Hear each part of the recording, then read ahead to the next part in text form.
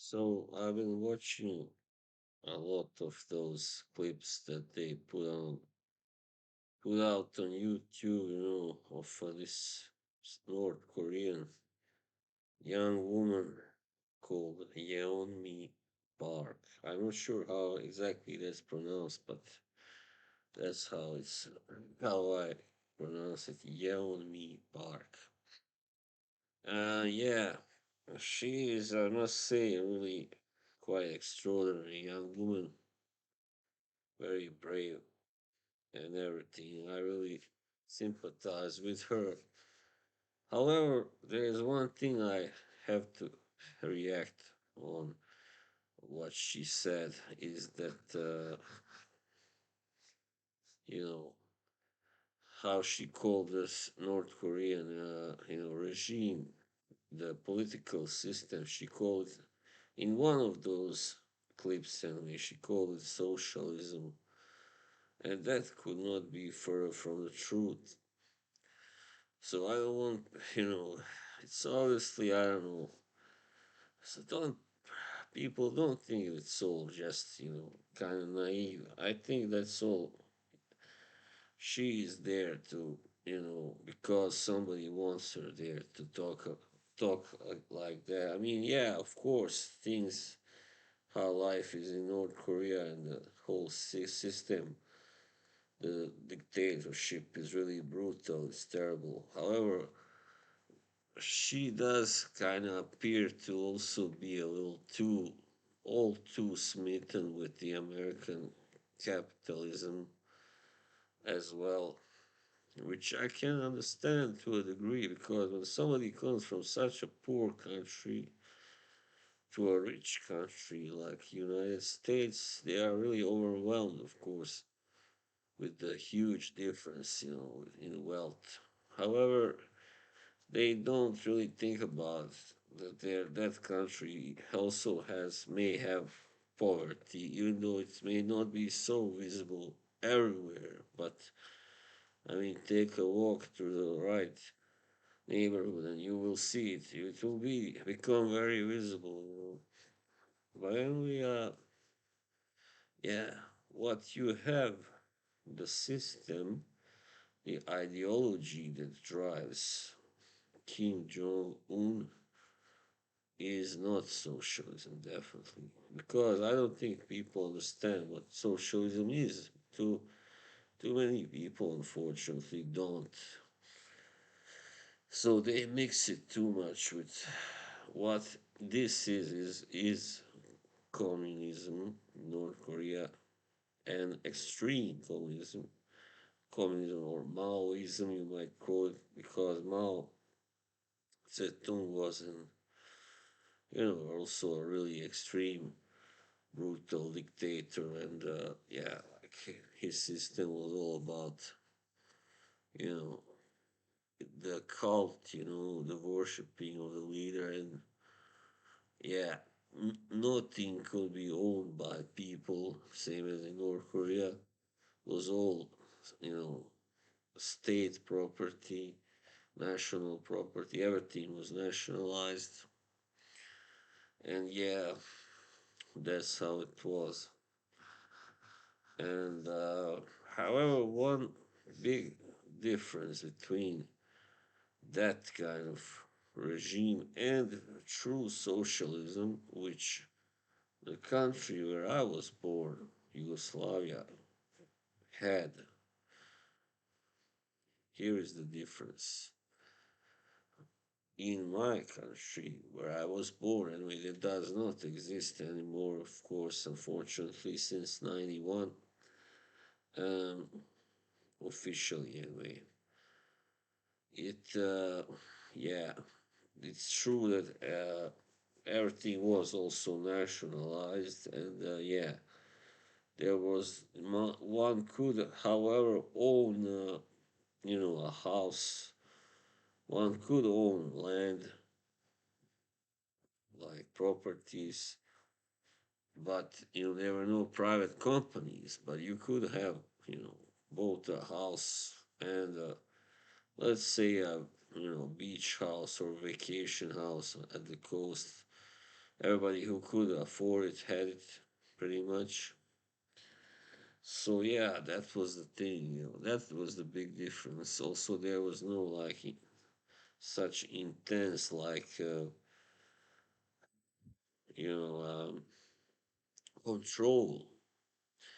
There was no such stuff like people, police going to people just barging in your home, like just to see if if the portrait of Tito was, had any dust on it, as in North Korea, as she described it, this girl. So that sounded really extreme.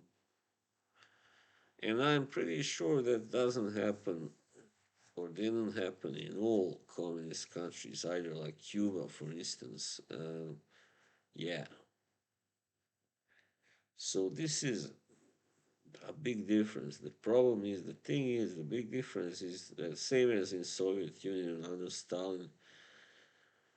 Why it so extreme back then, and why the things are so extreme right now in North Korea?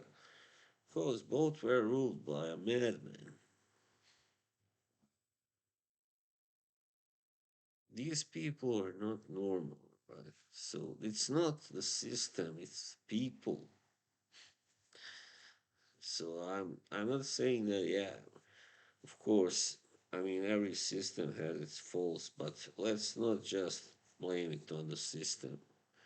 If there, if North Korea was ruled by a normal man, let's put it that way, a good man, even a just man, then there would be no such intense, persecution or control, like ideological or whatever. And however, you must remember that Marxism itself, which both socialism and communism come from, is not a ideology that advocates extreme dictatorship. It doesn't advocate persecution of people, censorship of the press. Well, anyway, maybe to a degree, but anyway, when it comes to these things like gulags in Soviet Union and these camps that still exist in North Korea, this is very, you know, special political camps. Like, yeah, it is people who have made this, introduced this, because people who come to power, something happens to them, and these countries who are poor, especially traditionally not very rich, it is very difficult to have a really just and normal kind of, you know, system or, government, because everything was always, everything has always been very like chaotic and turbulent. And same goes for my country, the whole region, and yeah. So what I don't like is that this girl, she says, or woman, young woman, she kind of is trying to say like capitalism is perfect almost, and you know socialism as she calls it, but she actually means communism is the worst thing that exists. Like, yeah, North Korean communism, yes, true, but communism in general, yeah, there you know there can be a discussion there. Yeah, what is true is that it's not free. That's true. There is not enough freedom in that system.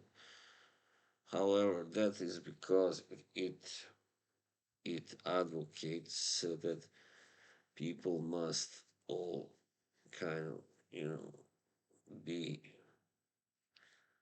of kind of the same, and that's why it doesn't work really in practice. For in order for it to work, that whole ideology, almost all people must be of same political opinion, and they must all be very dedicated to their everything, to the ideology, to their country, to everything, and that's impossible. So there are no countries where even China, or North Korea, there are no countries where everybody is like can really like be of same opinion when it comes to politics and all this stuff, social, yeah, economic, yeah, politics. So yeah, that's the thing. I mean, I think what it seems to me is that this woman is kind of there to preach. Like, I like that she's being very open and honest about how stuff things are in North Korea. However, when she goes and says things like capitalism is like or USA is heaven and this is hell, well, yeah, North Korea is hell, definitely. However, USA is not heaven. It's not paradise. All right, let's make that perfectly clear. It is if you are rich. If everything goes right for you, it can be, yeah.